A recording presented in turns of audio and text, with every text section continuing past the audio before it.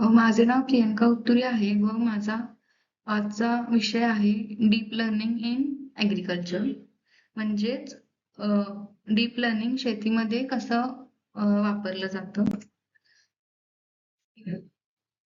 तर शेती ही आपले आवश्यक कण आहे, कारण जर शेती नसेल तर अन्न मिळणार नाही.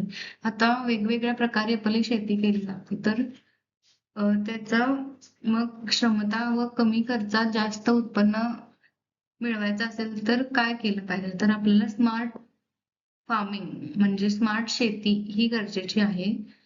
आधुनिक शेती आता AI वापरले जातात आणि यातील सर्वात शक्तिशाली साधन म्हणजे डीप लर्निंग. हे तंत्रज्ञान माणसाच्या मेंदूच्या न्यूरल नेटवर्कच्या अनुसार करते आणि शेती क्लिष्ट डेटा जो असतो तो विश्लेषित करते. म्हणजे जे क्रॉपचे म्हणजे जे शेतीचे फोटो आहेत किंवा खत पाणी आहे त्याचा स्वतःहून अभ्यास करते. जसं एक माणूस विचार करतो का तसा विचार करते. आता बघूया आपण डीप लर्निंग शेतीत का यूज केलं जातं. जसं आपण म्हणतो की कम्प्युटर सिस्टम हे वापरलं जातं जे ह्युमन ब्रेन्सच्या मानानं आपण काम करतोय.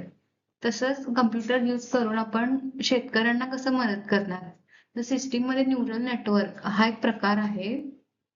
त्याच्यात आपण कम्प्युटर्सचे मॉडेल लाईक CNN हा एक अल्गोरिदम यूज करून शेतीमध्ये लार्ज पॅटर्न्स किंवा जे डेटा आहे त्याचे पॅटर्न्स फाइंड आउट करणार आहे, त्याचे पॅटर्न्स मिळवणार आहे. व डीप लर्निंग मध्ये आपण जे झाडांचे फोटो देणार आहे आणि आपल्याला समजेल की झाड हेल्दी आहे, म्हणजे झाडाची तब्येत कशी आहे, झाडांना खत पाणी किती घालायला पाहिजे, कुठलं झाड कुठल्या दिवशी किंवा कुठल्या वातावरणात पोरलं पाहिजे, किंवा जे शेतात जी माती आहे ती त्याचं मॉइश्चर किती आहे, त्याचं पाणी क्षमता किती आहे, किती वेळानं त्याला पाणी घातलं पाहिजे, सगळं आपल्याला डीप लर्निंग थ्रू ऑटोमॅटिकली समजतं.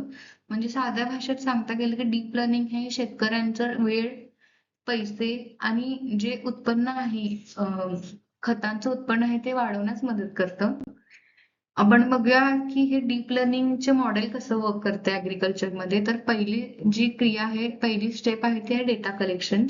म्हणजे जे कॅमेराज असतात, सेन्सर्स, ड्रोन्स असतात ते यूज करून आपण डेटा कलेक्ट करतो. म्हणजे झाडांचे फोटोग्राफ्स किंवा पीएच मीटर यूज करून मातीचं पीएच लेवल हे फाइंड करतो. डीप लर्निंग मध्ये मग नेक्स्ट स्टेप आहे की the system neural network use करून जो डेटा आहे किंवा फोटो आहे तो त्याच्यावर अभ्यास करते. जर पानं वाळली आहेत तर जे मॉडेल आहे ते सांगते की आता खतांना पाणी घाल. त्याच्यानंतर आपल्याला मॉडेलचे इन्साइट्स मिळतात की क्रॉप्स हेल्दी आहे किंवा अनहेल्दी आहेत किंवा त्यांना पाणी घालण्याची गरज आहे. नंतर आहे की जे इन्फॉर्मेशन आहे ते डिसिजन घेते. त्याच्यानंतर लिमिटेशन्स आणि चॅलेंजेस आहे असे आहेत की मॉडेलचे की जास्त प्रकारे डेटा आहे तो थोडासा प्रॉब्लेम येऊ शकतो त्याच्यासाठी, किंवा डेटा हार्ड असू शकतो किंवा इनकन्सिस्टन्स असू शकतो किंवा तिला लेबल्स नसू शकतात.